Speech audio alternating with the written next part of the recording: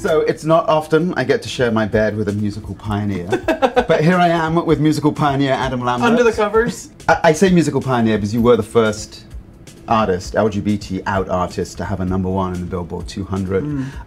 That seems, in terms of where we've come since that time, like a long time ago, because so much has changed. Yeah.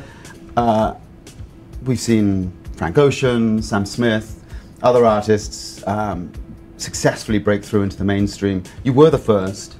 Does it feel to you that you paved the way for what's happened since, or were part of a wave that paved the way? I don't think it was me that did anything, but yeah, I think I was part of a wave, a first kind of wave, and I think it kind of matched where we were as a society and what we were going through at the time.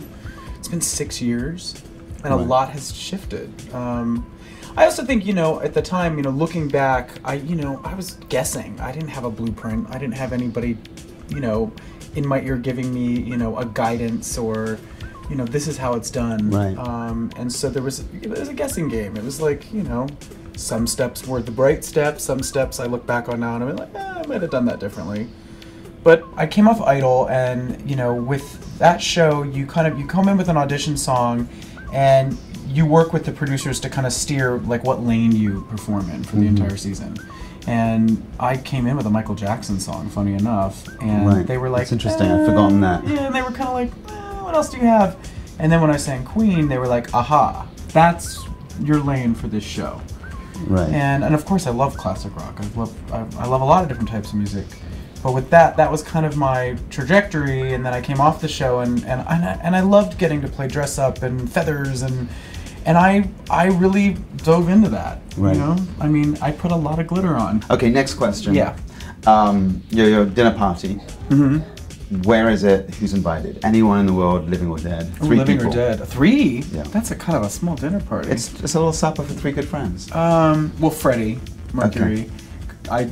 Now that I've been on tour with the band and heard stories about him and watched documentaries and climbed into the songs and, you know, basically stood in for him in a way, I think it would be incredible to sit down with him. I mean, maybe I would keep it in this like trifecta of musicians, maybe Elvis.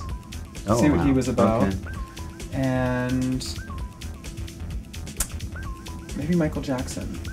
There's going to be a lot of competition around this dinner table. Well, Freddie and Michael were friends, so that would kind of create some, you know with dinner parties, you got to like make sure you have the right group, right? So there would be a point of reference between them, and they would have old stories, and so I could just listen and chime in.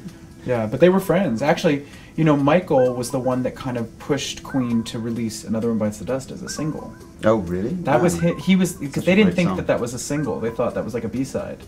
And he was like, no, this is a crossover. You know?